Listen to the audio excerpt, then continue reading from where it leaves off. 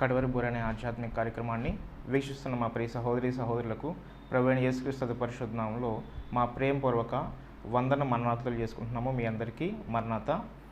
ఈ యొక్క ప్రోగ్రామ్స్ ద్వారా ఆధ్యాత్మికంగా మీరు బలపడుచున్నారని దేవుని సన్నిధిలో మీరు చెప్పుచున్న సాక్ష్యం దేవుని సన్నిధిలో శుద్ధిస్తూ ఉన్నాము. ఈ దినపు వాక్య ధ్యానం కోసం లూకా సువార్త 7వ అధ్యాయము 36వ వచనం నుండి కొన్ని వచనం చదువుకోయే ముందు చిన్న ప్రార్థన చేసుకుందాం. మమ్మల్ని అతిమికిలుగా ప్రేమించిన మా ప్రియ పరలోకపు తండ్రి, నీ గణనీయమైన శ్రేష్టమైన పరిశుద్ధమైన నామమును బట్టి లెక్కలేని వందనములు స్తుతులు స్తోత్రముల దేవా, ఈ దినమున ప్రభువా నీ వాక్యం ద్వారా మాతో మాట్లాడడానికి ప్రభువా మమ్మల్ని సిద్ధపరుస్తున్న తండ్రి నీకు వందనములు. ఈ యొక్క ప్రోగ్రాం ద్వారా మాతో మాట్లాడి ప్రభువా మమ్మల్ని సరిచేసి నీ రాకడకు మమ్మల్ని సిద్ధపరిచి అనేకులను సిద్ధపరచుటకు కృప అనుగ్రహించమని నజరేయుడు నా ప్రియ రక్షకుడైన యేసుక్రీస్తు పరిశుద్ధ నామములో మికిలివనగా బతిమాలు వేడుకుని పొందుకొంచున్న మా ప్రియ పరలోకపు తండ్రి, ఆమెన్. లూకా సువార్త 7వ అధ్యాయము 36వ వచనం నుంచి కనుక కొన్ని వచనములు కనుక మనం ధ్యానం చేసుకున్నట్లయితే, పరిసయ్యులలో ఒకడు తనతో కూడా భోజనము చేయవలనని ఆయన్ని అడిగెను. ఆయన ఆ పరిసయ్యుని ఇంటికి వెళ్ళి భోజన పంక్తిని కూర్చుండగా ఆ ఊరిలో ఉన్న పాపాత్మురాలైన ఒక స్త్రీ యేసు పరిసయ్యుని ఇంట భోజనమునకు కూర్చున్నాడని తెలుసుకుని ఒక బుడ్డిలో అర్తరు తీసుకుని వచ్చి వెనుక తట్టు ఆయన పాదముల యొద్ద నిలువబడి ఏడ్చుచు కన్నీళ్లతో ఆయన పాదములను తడిపి తన తల వెంట్రుకలతో తుడిచి ఆయన పాదములను ముద్దు పెట్టుకుని ఆ అత్తరు వాటికి పూసెను.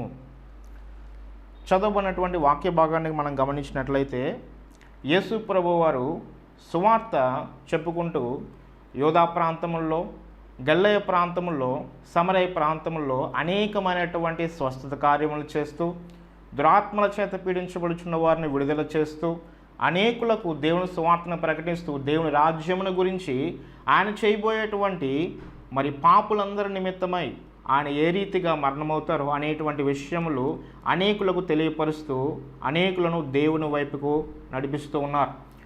యేసు ప్రభు వారు ప్రకటన చేస్తున్నటువంటి కాలంలో ఆయనకి అనేక రకములైన వ్యతిరేకతలు, ఆ కాలంలో ఉన్నటువంటి మత పెద్దలు అనేటువంటి వారి నుంచి కూడా అనేకమైన వ్యతిరేకతలు వచ్చి ఉన్నాయి. ఆ మత పెద్దల్లో అనేకమైనటువంటి తెగలవారు, పరిసయ్యులు, సద్దుకయ్యులు అని చెప్పేసి, శాస్త్రులు అని చెప్పేసి అనేకమైన తెగలవారు కూడా యేసు ప్రభు మీద, యేసు ప్రభు చేసేటువంటి బోధల మీద, ఆయన చెప్పేటువంటి మాటల మీద అనేక రకములైనటువంటి వ్యతిరేక్త సమాధానములు, వ్యతిరేక్తమైన మాటలు చెప్తూ జనులను ఆయన వైపుకు వెళ్ళనివ్వకుండా చేసేటువంటి వారు కూడా అనేక మంది ఉన్నారు. అయితే పరిసయ్యుల్లో ఒకానొక వ్యక్తి, సీమోను అనే వ్యక్తి, యేసు ప్రభు వారిని తన ఇంటికి భోజనమునకు ఆహ్వానిస్తారు. ప్రభు, మీరు మా ఇంటికి వచ్చి భోజనము చేయండి అని చెప్పేసి భోజనమునకు ఆహ్వానించినప్పుడు యేసు ప్రభు వారు అక్కడికి వెళ్ళి ఆ భోజన పంక్తిలో కూర్చుని ఉంటారు. కూర్చున్నటువంటి సమయంలో అక్కడికి పాపాత్మురాలైనటువంటి ఒక స్త్రీ అక్కడికి వస్తుంది. ఆమెను పాపాత్మురాలైన ఒక స్త్రీగానే వాక్యంలో పరిగణించారు. ఆమె పేరు కానీ ఏమీ కానీ ఇక్కడ రాయబడలేదు. ఎందుకు ఇక్కడ పాపాత్మురాలైన స్త్రీ అని చెప్పేసి ఇక్కడ రాశారు అంటే, ఆ కాలంలో అనేకమైనటువంటి ధర్మశాస్త్రమునకు వ్యతిరేకమైనటువంటి కార్యములు చేసేటువంటి వారిని, ధర్మశాస్త్రమునకు వ్యతిరేకముగా వ్యభిచారము కానీ, పాపములు కానీ, అనేకమైన కార్యములు చేసేటువంటి వారిని కూడా వారు ఏం చేస్తారంటే ఒక వెలివేసినట్టుగా, వీళ్ళు పాపాత్మురాలైనటువంటి ఒక స్త్రీ, పాపాత్ములు వీళ్ళు అని చెప్పేసి ఒక కట్ట కట్టేసి బయట పెట్టినట్టుగా ఆ రీతిగా మత పెద్దలు చేసేటువంటి వారు. ఇక్కడ కనుక మనం చూసుకున్నట్లయితే ఈ మత పెద్దలు వారు ఏం చేస్తూ ఉన్నారు అంటే, దేవుని ప్రేమను మర్చిపోయి, దేవుని యొక్క విషయములను, దేవుడు చూపించేటువంటి కృపను మర్చిపోయి కొంతమందిని పాపులుగా పరిగణించి వారిని దూరం పెట్టడం, వారి దగ్గరికి వెళ్ళడం, వారితో మాట్లాడడం అనేటువంటి నిషిద్ధము అనేటువంటి రీతిగా అక్కడ ప్రచారం చేస్తూ ఆ యొక్క కల్చర్ను వాళ్ళు డెవలప్ చేసి ఉన్నారు. ఈ యొక్క స్త్రీ ఆ పాపాత్మురాలుగా పరిగణించబడుతున్నటువంటి స్త్రీ యేసు ప్రభు దగ్గరికి వచ్చినప్పుడు వీళ్ళందరూ కూడా అక్కడ ఉన్నటువంటి సీమోను వారితో ఉన్నటువంటి వారు కూడా చాలా మదన పడిపోతూ ఉంటారు. ఎందుకంటే ఆమె యేసు ప్రభు దగ్గరికి వచ్చినప్పుడు ఆయన ఏమాత్రం నీవు వెళ్ళిపో అని చెప్పేసి ఏమాత్రం చెప్పరు. కానీ ఆమె వచ్చి అక్కడ నుంచి ఆమె చేయవలసిన కార్యములను చేస్తున్నప్పుడు యేసు ప్రభు వారు మౌనంగానే ఆమెను అబ్జర్వ్ చేస్తూ ఉంటారు. ఇక్కడ కనుక చూసుకున్నట్లయితే, వెనుక తట్టు ఆయన పాదముల యొద్ద నిలవబడి ఏడ్చుచు కన్నీళ్లతో ఆయన పాదములను తడిపి తన తల వెంట్రుకలతో తుడిచి ఆయన పాదములను ముద్దు పెట్టుకొని ఆ అత్తరు వాటికి పూసెను. ఇక్కడ ఆమెలో ఉన్నటువంటి దీనత్వము మనకు కనబడుతూ ఉంది. ఆమె ఏం చేస్తుందంటే వెనక తట్టు ఆయన పాదముల యొద్ద నిలవబడి ఏడ్చుచు కన్నీళ్లతో ఆమె ఎందుకో బాధపడుతూ ఉంది. బహుశా ఆమె చేసేటువంటి మరి పాపములను బట్టి ఎంతగానో మదనపడి దేవుని దగ్గరికి వచ్చి ఆ పాపముల నిమిత్తమైన పశ్చాత్తాపము కనపరుస్తూ ఉంది. యేసు ప్రభు దగ్గరికి వచ్చి వెనకతట్టు నిల్చుని కన్నీళ్లు కారుస్తూ ఉంది, వెక్కి వెక్కి ఏడుస్తూ ఉంది. తర్వాత ముందుకు వెళ్ళినట్లయితే ఆయన పాదములను తడిపి కన్నీళ్లతో ఆయన పాదములను తడిపింది. మరి కన్నీళ్లతో యేసు ప్రభువుని మరి ఏం చేస్తుందంటే ఆయన పాదముల యొద్ద కూర్చుని ఆయన పాదములను తుడిచివేసే విధంగా కన్నీళ్లు కారుస్తూ తన తల వెంట్రుకలతో మరి ఆ యొక్క నీటిని తుడిచి శుద్ధి చేసి ఆయన పాదములను ముద్దు పెట్టుకుంటూ ఉంది. ఎంత దీనత్వము, ఎంత మరి తగ్గింపు జీవితము. ఆమె చేసినటువంటి మరి కార్యములు పాపయుక్తములే, పాప కర్ములైనటువంటివే. అయితే అవి అనేకమైనటువంటి హాని కార్యములకు మరి దారి తీస్తూ కూడా ఉంటాయి ఆమె చేసేటువంటి పనులు. అందుకే ఈమెను ఒక పాపాత్మురాలుగా అందరూ కూడా నిర్ణయిస్తూ ఉన్నారు, చెప్తూ ఉన్నారు. కానీ ఇక్కడ ఏమి చూపిస్తుందంటే ఆమె పాపముల నిమిత్తమైన పశ్చాత్తాపం చూపిస్తూ దేవుని సన్నిధిలోనికి వచ్చి, అనగా దేవుడు ఉన్నటువంటి ఆ స్థలంలోనికి వచ్చి తగ్గింపుతో దీనత్వంతో ప్రభువుని ఆరాధించడానికి ఈమె పూనుకుంది. ఈమె చక్కగా ఇలాగ ఆరాధన చేస్తూ ఆయన్ని గౌరవిస్తూ ఉంటే సీమోను ఈ రీతిగా అనుకుంటారు. 39వ వచనం నుంచి కనుక మనం చూసుకున్నట్లయితే, ఆయనను పిలిచిన పరిసయ్యుడు అది చూచి, ఈయన ప్రవక్త అయిన ఎడల తన్ను ముట్టుకున్న ఈ స్త్రీ యవతియో ఎటువంటిదో ఎరిగి ఉండును, ఇది పాపాత్మురాలు అని తనలో తాను అనుకునెను. ఇక్కడ ఆయన అనుకుంటూ ఉన్నారు, ఈమె పాపాత్మురాలు కదా, అనేకమైనటువంటి పాపకార్యములు చేస్తూ ఉంది, ఎందుకు మరి ఈయన ముట్టుకొనిస్తూ ఉన్నాడు, దగ్గరికి రానిస్తూ ఉన్నాడు, ఆమెను ఏమాత్రం కూడా బయటికి వెళ్ళిపో అని చెప్పట్లేదు. ఇక్కడ ఎంతమంది మరి కూర్చుని ఉన్నాం కదా, ఎంతమంది పరిసయ్యులుగా మరి మత పెద్దలుగా మనం ఉన్నాం కదా, ఈయనేదో పిలిచాము భోజనమునకు, ఈయనేమో పాపాత్మురాలను దగ్గరికి తీసుకుని రానివ్వడానికి ఇష్టపడుతూ ఉన్నాడని చెప్పేసి తనలో తాను మదన పడిపోతూ ఉన్నాడు. అయితే ప్రభు అక్కడ ఒక ఉపమానం చెప్తారు. సీమోను అని పిలిచి ఆయన్నే ఉపమానం ద్వారా ఆయన నోటి నుంచే సమాధానం రావాలని చెప్పేసి ఒక ఉపమానం చెప్తారు. ఆ ఉపమానం ఏమిటంటే, ఒకానొక వ్యక్తికి ఇద్దరు అప్పు అనేటువంటిది తీసుకున్నారు. అప్పు తీసుకుని మరి ఒకానొక వ్యక్తి ఏమో 50 దేనారములు, ఇంకో వ్యక్తి ఏమో 500 దేనారములు తీసుకుని వాళ్ళు అప్పు తీసుకుని వాళ్ళ పనులు వాళ్ళు చేసుకున్న సమయంలో వాళ్ళు అప్పు చెల్లించలేని స్థితిలో ఉన్నారని తెలుసుకుని ఆ వ్యక్తి ఏం చేస్తాడంటే, మీరు ఇక నాకు ఇంకా అప్పు చెల్లించిన అవసరం లేదు, మరి నీకున్నటువంటి ఆ చీటిని కూడా అగ్రిమెంట్ను కూడా నేను చించి వేస్తున్నాను అనే రీతిగా మరి మీరు నాకు అప్పు చెల్లించవద్దు అని చెప్పేసి ఆ 50 దేనారములు తీసుకున్న వ్యక్తితో 500 దేనారములు తీసుకున్న వ్యక్తితో ఆయన చెప్పినప్పుడు ప్రభు ఒక ప్రశ్న వేస్తారు. అదేమిటంటే, ఆ అప్పు తీర్చుటకు వారి యొద్ద ఏమీయూ లేకపోయిన గనుక అతడు వారిద్దరిని క్షమించను, కాబట్టి వీరిలో ఎవడు అతనిని ఎక్కువగా ప్రేమించునో చెప్పమని అడిగాను. అందుకు సీమోను, అతడు ఎవడిని ఎక్కువగా క్షమించునో వాడే అని నాకు తోచున్నదని చెప్పగా, యేసు ప్రభు అడుగుతున్నారు, ఎవరిని ఎక్కువగా ప్రేమించారు, ఎవరు ఎక్కువగా ప్రేమిస్తారు, ఈ ఇద్దరిలో ఆ యొక్క మరి డబ్బులు ఇచ్చినటువంటి వ్యక్తిని ఎక్కువగా ఎవరు ప్రేమిస్తారు అంటే, ఎవరినైతే ఆ వ్యక్తి ఎక్కువగా క్షమిస్తారో ఆ వ్యక్తి అతన్ని ఎక్కువగా ప్రేమిస్తారు అనేటువంటి మాట కూడా సీమోను చెప్పడం జరుగుతూ ఉంది. ఇక్కడ చూసుకున్నట్లయితే ప్రభు అదే చెప్తా ఉన్నారు, ఈమె విస్తారమైనట్టుగా పాపములు చేసింది. అయితే ఈమె విస్తారముగా ప్రేమించుట చేత ఆమె విస్తార పాపములన్నీ కూడా క్షమింపబడి ఉన్నవి. నీవు ఆమె యొక్క పాస్ట్ బిహేవియర్ను చూస్తూ ఉన్నావు, ఆమె గత కాలంలో చేసినటువంటి పాపములను చూస్తూ ఉన్నావు, ఆమె పశ్చాత్తాపం, ఆమె దీనత్వం, ఆమె ప్రేమను కూడా నువ్వు గమనించట్లేదని చెప్పేసి సీమోను చెప్తూ ఉంటారు. ఇక్కడ 44వ వచనం కనుక మనం చూసుకున్నట్లయితే, ఆ స్త్రీ వైపు తిరిగి సీమోనుతో ఇట్లనను, ఈ స్త్రీని చూచున్నావే, నేను నీ ఇంటిలోనికి రాగా నీవు నా పాదములకు నీళ్ళేయలేదు, కానీ ఈమె తన కన్నీళ్లతో నా పాదములను తడిపి తన తల వెంట్రుకలతో తుడిచును, నీవు నన్ను ముద్దు పెట్టుకొనలేదు, కానీ నేను లోపలికి వచ్చినప్పటి నుండి ఆమె నా పాదములు ముద్దు పెట్టుకుంటా మానలేదు. నీవు నూనెతో నా తల అంటలేదు, కానీ ఈమె నా పాదములకు అత్తరు పూసెను. ఆమె విస్తారముగా ప్రేమించును గనుక ఆమె యొక్క విస్తార పాపములు క్షమింపబడని నీతో చెప్పుచున్నానను. ఇక్కడ కనుక మనం చూసుకున్నట్లయితే ప్రభు చెప్తున్నారు, నేను నీ ఇంట్లోనికి వచ్చాను, నేను నీ ఇంట్లోనికి వచ్చినప్పుడు నీవు నా పాదములు కడుక్కుంటకు నీళ్లు కూడా ఇవ్వలేదు. ఇక్కడ కనుక మనం గమనించినట్లయితే యూదులను ఎవరైనా మరి భోజనమునకు పిలిచినప్పుడు వారు కొన్ని ఆచారములు అనేటువంటివి పాటిస్తారు.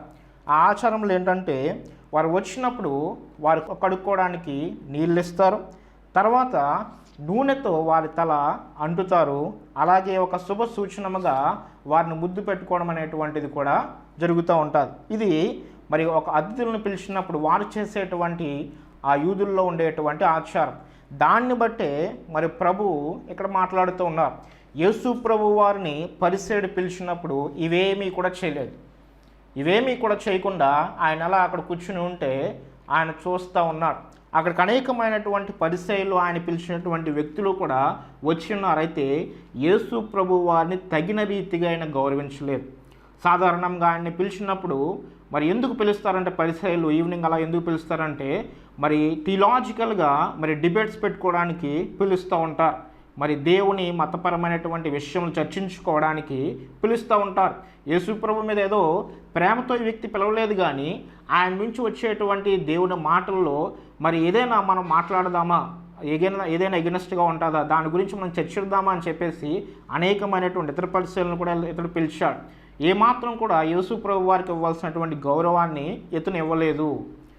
కానీ పాపాత్మురాలైన స్త్రీ తన పాపములతో మరి ఆమె మదనపడి పశ్చాత్తాపడి దేవుని దగ్గరికి వచ్చినటువంటి స్త్రీ యేసు ప్రభు దగ్గరికి వెళ్దాము, నా పాపముల గురించినటువంటి పశ్చాత్తాపము ఆయన తెలియపరుచుకుందామని వెళ్ళిన స్త్రీ ఇది ఒక రీతిగా గమనించి ఆమె ఏం చేస్తుందంటే మరి సీమోను చేయవలసినటువంటి గౌరవాన్ని ఈమె తన రీతిలో చేస్తూ ఉంది. తన కన్నీటితో ఆయన పాదములను తుడిచింది, తన తల వెంట్రుకలతో ఆయన పాదములను కడిగింది. ఎంత తగ్గింపు జీవితము, ఎంత యథార్థమైనటువంటి ఆరాధన, ఎంత మరి తను తాను ఎంతగా అంతరం ముందు కూడా అక్కడ అనేకమైనటువంటి వ్యక్తులు, అనేకమైనటువంటి మగవారు కూడా ఉంటారు. వారిని దాటుకుని యేసు ప్రభు దగ్గరికి వచ్చి తన భక్తిని, తన పశ్చాత్తాపాన్ని తెలియపరుచుకుంటూ, తన ప్రేమను కూడా తెలియపరుచుకుంటూ ఆయన పాదములకు అత్తరు పూసి తగిన గౌరవాన్ని ఆయనకి ఇవ్వడానికి ఈమె ఇష్టపడింది.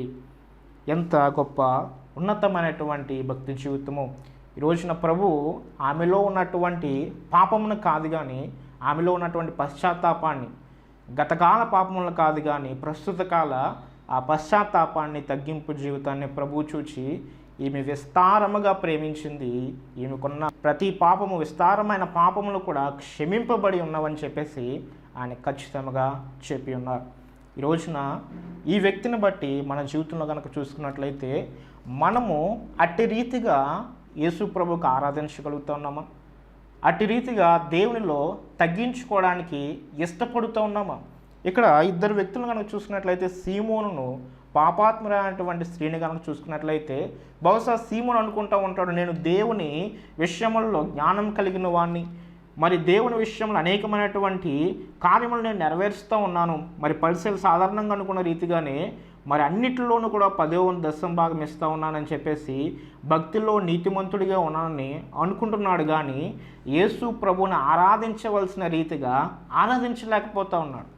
యేసు ప్రభుని ప్రేమించవలసిన రీతిగా ప్రేమించలేకపోతున్నాడు.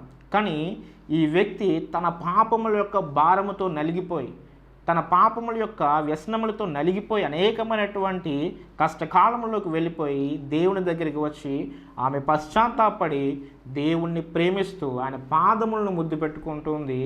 మరి ఎంత గొప్ప ఉన్నతమైనటువంటి భక్తి జీవితమో. వీరిలో కనుక చూసినట్లయితే మరి ఆ పాపాత్మురైనటువంటి స్త్రీని బట్టి దేవుడు ఇష్టపడుతూ ఉన్నాడు. ఈ రోజున అటువంటి భక్తి మనకు ఉందా? అటువంటి ప్రేమ, దేవుణ్ణి ప్రేమించేటువంటి ప్రేమ ఉందా? మనం అనుకుంటూ ఉండొచ్చు, నేనేం పాపం చేస్తాను, ఆ పాపాత్మురైన స్త్రీ కంటే మరి మంచి జీవితమే జీవించి ఉంటానని చెప్పేసి అనేక మార్లు మనం అనుకోవచ్చు. కానీ మనం చేసేటువంటి అతి చిన్న అపరాధములే, మనం అనుకునేటువంటి అతి చిన్న పాపములే మరి దేవుణ్ణి ఏం చేశాయంటే సిలువ మీద నలగొట్టాయి. ఆయన మరి పరిశుద్ధ రక్తమును చిందించుటకు మన పాపములే కారణమయ్యాయి. ఆ సిలువ మీద ఉన్నటువంటి ప్రభువుని కనుక మనం చూసుకున్నట్లయితే ఆయన ప్రేమించడానికి ఏది మనకి రోజున అడ్డుగా ఉందో ఒకసారి మనం చూసుకుందాం. సిలువ మీద ఉన్నటువంటి ప్రభువును చూద్దాం.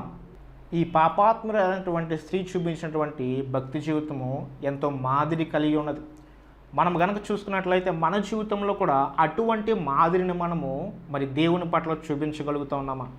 మరి మనము చేసినటువంటి ప్రతి పాపమును బట్టి యేసు ప్రభు నలగొట్టబడి ఉన్నారు, యేసు ప్రభు తన రక్తమును చిందించి ఉన్నారు అని మనం కనుక అనుకున్నట్లయితే ఖచ్చితంగా ఆయనకి ఎక్కువగా లోబడ్డానికి, ఎక్కువ ప్రేమించడానికి మనం సిద్ధపడతాం.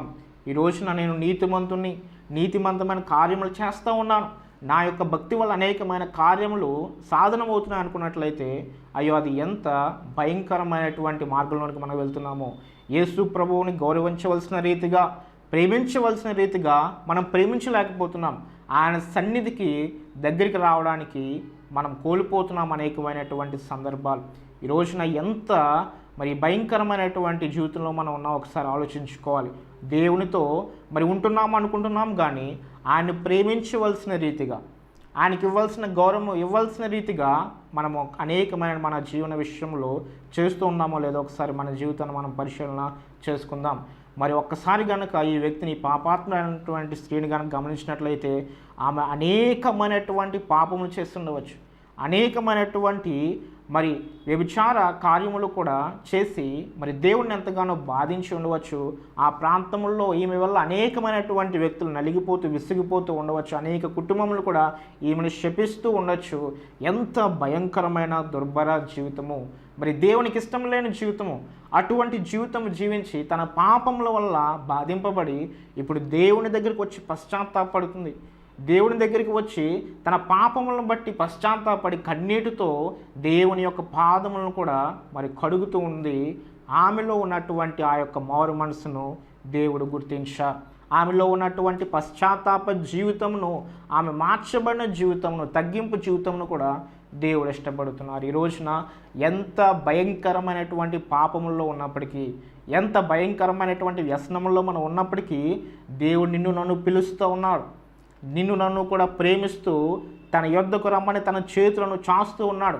ఎంత భయంకరమైన పాపంలో ఉన్నామో, ఎంత భయంకరమైన పాప వ్యసనముల చేత నలగొట్టబడుతూ ఉన్నామో, దేవుని వాక్యము తెలిసిన, దేవుని యొక్క అనుభవములు తెలిసిన మరి ఈ లోకపు విషయముల పట్ల, ఈ యొక్క శ్రమల పట్ల, శోధనల పట్ల, ఈ లోకంలో వచ్చేటువంటి ప్రతి విషయం పట్ల కూడా అభ్యంతరపడి దేవుని వాక్యమునకు అవిధేయులుగా ఉంటున్నామేమో, అనేకమైన వ్యసనముల్లో కూరుకుపోతూ ఉన్నామేమో.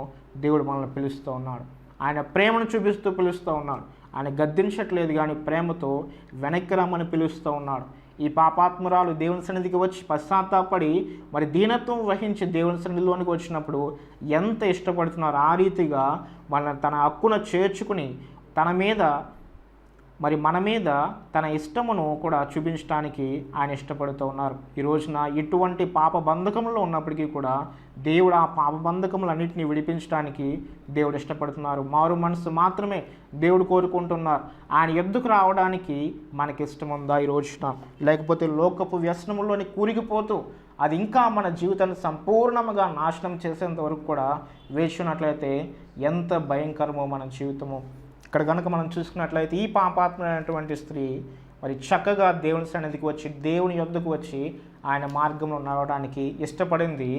నా యొద్దకు వచ్చేవారు నేను ఎంత మాత్రమును కూడా త్రోసివేనన్నారు. ఎంత భయంకరమైన పాపంలో ఉన్నప్పటికీ, ఎంత భయంకరమైనటువంటి వ్యసనంలో ఉన్నప్పటికీ ఆయన యొద్దకు వచ్చి నీవు గనక నీ యొక్క మార్చబడిన జీవితంతో ఆయన సన్నిధిలోనికి వచ్చినప్పుడు దేవుని నిన్ను ఇష్టపడతారు. ఇంకా ప్రతి పాపమును కూడా, ప్రతి పాప బంధకం నుంచి కూడా విడిపించడానికి ఆయన శక్తి ఇవ్వడానికి సిద్ధపడుతున్నారు. ఒకవేళ మనకి రావడానికి ఇష్టం ఉందో కానీ పాపమును జయించడానికి బలం లేదేమో, పాపమును విడుదల చేయించడానికి మనకిష్టం లేదేమో, లేకపోతే మనకి బలం లేదేమో దేవుడు కోరుకుంటూ ఉన్నారు. అటువంటి బలమును కూడా నీకు నాకు ఇవ్వడానికి దేవుడు ఇష్టపడుతూ ఉన్నారు. ఇక్కడ ఈ పాపాత్మైనటువంటి స్త్రీ గురించి యేసు ప్రభు ఒక సారూప్యం చెప్తూ కూడా ఒక మాట అంటున్నారు. ఏమని అంటే, ఒకసారి కనుక చూసుకున్నట్లయితే, నీవు నన్ను ముద్దు పెట్టుకొనలేదు, కానీ నేను లోపలికి వచ్చినప్పటి నుండి ఈమె నా పాదములు ముద్దు పెట్టుకునుట మానలేదు. నీవు నూనెతో నా తల అంటలేదు, కానీ ఈమె నా పాదములకు అత్తరు పూసెను. ఆమె విస్తారముగా ప్రేమించును గనుక ఆమె యొక్క విస్తార పాపములు క్షమింపబడినని నీతో చెప్పుచున్నాను. ఎవనికి కొంచెముగా క్షమింపబడినో వాడు కొంచెముగా ప్రేమించునని చెప్పి నీ పాపములు క్షమింపబడి ఉన్నవి అని ఆమెతో చెప్పెను. అప్పుడు ఆయనతో కూడా భోజన పంక్తిని కూర్చుండిన వారు పాపములు క్షమించుచున్న ఇతడెవడని తమలో తాము అనుకొనసాగిరి. అక్కడ అనేకమైనటువంటి వ్యక్తులు ఉన్నారు. బహుశా పరిసయ్యులకు మరి సంబంధించినటువంటి కొంతమంది పరిసయ్యుల్లో తగిన వారు ఉండొచ్చు, లేకపోతే ఆయన అధికారమునకు సమానమైన అధికారము కలిగినటువంటి వ్యక్తులు కూడా ఉండవచ్చు. వారందరూ కూడా అభ్యంతర పడుతూ ఉన్నారు. పాపములు క్షమించడానికి దేవునికే కదా అధికారం ఉంది, ఈయన ఎవరు అని చెప్పేసి వారు ఈయన్ని బట్టి అభ్యంతర పడుతూ ఉన్నారు. కానీ ఒక పాపాత్మురైనటువంటి స్త్రీ దేవుని రాజ్యంలో స్థానం సంపాదించుకుంది. హల్లెలూయా. మరి అనేకమైనటువంటి జ్ఞానమైనటువంటి విషయములు తెలిసినటువంటి యొక్క వ్యక్తులు దేవుని రాజ్యం దగ్గర వరకు వచ్చారు, కానీ లోనికి రాలేక వారి యొక్క హృదయములు అభ్యంతర పడుతూ ఉన్నాయి. ఈ రోజున అభ్యంతర కారణములు వస్తూ ఉన్నాయేమో. యేసు ప్రభువుని వెంబడించడానికి, యేసు ప్రభు మార్గంలో కొనసాగింపబడడానికి అనేకమైన అభ్యంతర కారణములు ఎక్కువగా సైతాను మనకు చూపిస్తూ ఉన్నాడేమో. కానీ దేవుడు కోరుకునేది సామాన్యమైనటువంటి విశ్వాసం, అతి సామాన్యమైనటువంటి విశ్వాసం. ఆయన మీద నీ యొక్క విశ్వాసము నుంచి నీవు చేసిన ప్రతి పాపమును బట్టి కూడా దేవుని సన్నిధిలో పశ్చాత్తాపడినట్లయితే నీకు దేవుని రాజ్యంలో స్థానం ఇవ్వడానికి ఆయన ఇష్టపడుతూ ఉన్నారు. ఎంత భయంకరమైన పాపినైనా సరే దేవుడు తన యొద్దకు రావడానికి ఆహ్వానిస్తూ ఉన్నాడు. ఈ రోజున ఈ పాపాత్మైనటువంటి స్త్రీ స్థానం సంపాదించుకుంది, కానీ దేవుని రాజ్యంలో అనేకమైనటువంటి జ్ఞాన విషయంలో తెలిసిన పరిచయాలు ఏమైపోతున్నారు అంటే దేవుని రాజ్యంలోనికి రాలేక వారి యొక్క జ్ఞానముతో వారు ఏమైపోయారంటే లోకంలో పడి నశించిపోతూ ఉన్నారు. ఎంత భయంకరము! ఒకవేళ దేవుని వాక్యం అనేటువంటి జ్ఞానము మనకు తెలిసినట్లయితే దేవునికి మనం దగ్గరవుతాం. దేవుని యొక్క వాక్యం తెలుసున్న మనము దేవునికి దగ్గర అవ్వట్లేదంటే వాక్యమును సరిగా మనం అర్థం చేసుకోలేదు.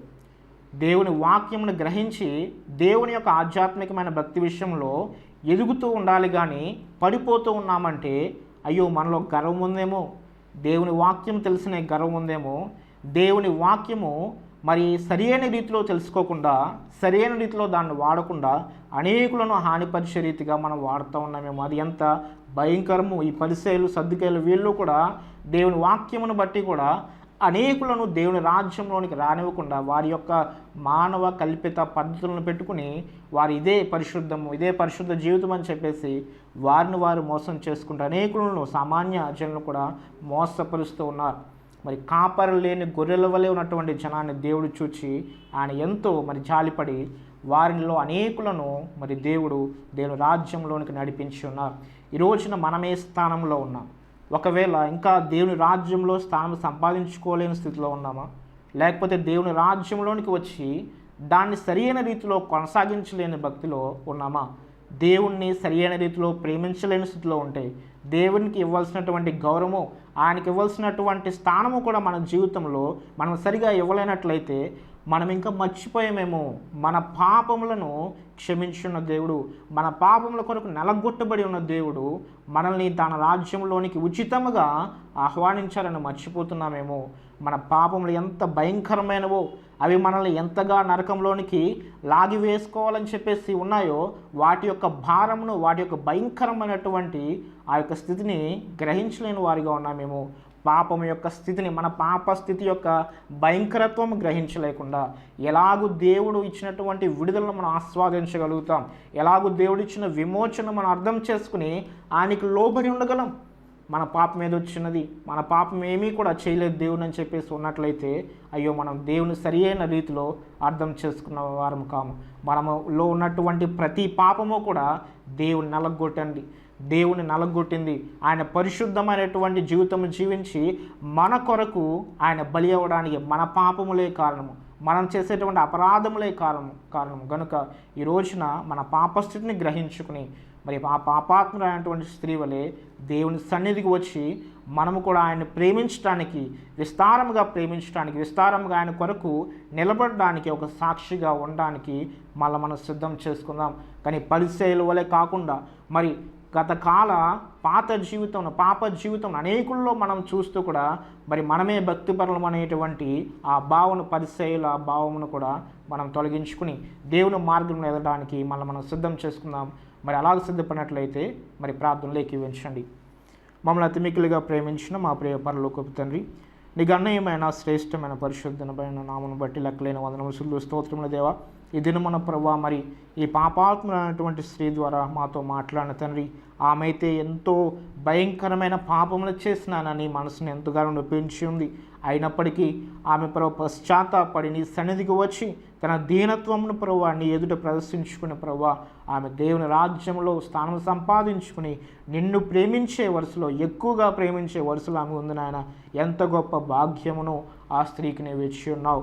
నీవు ప్రేమామయుడైన దేవుడు ప్రభువా, మాలో కూడా విస్తారంగా ప్రభు మేము నీకు ఎడల ప్రభు తప్పిదములు చేసినట్లయితే మమ్మల్ని క్షమించమని, ఆ పాపాత్మైనటువంటి స్త్రీ వలె ప్రభు మేము కూడా నీ సన్నిధిలో పశ్చాత్తాపడి నేను ఎక్కువ ప్రేమించుటకు, నేను ఎక్కువ హద్దుకుంటకు, లోకం నుండి వేరే జీవించుటకు తగిన శక్తిని బలమును మీరు దయచేసి రాకడకు మమ్మల్ని సిద్ధపరిచి అనేకులను సిద్ధపరచుటకు కృపానుగ్రహించమని నజరేయుడు నా ప్రియ రక్షకుడైన యేసుక్రీస్తు పరిశుద్ధ నామములో మిక్కిలి వినంగా బతిమాల వేడుకను పొందుకొంచిన మా ప్రియ పరలోకపు తండ్రి, ఆమేన్.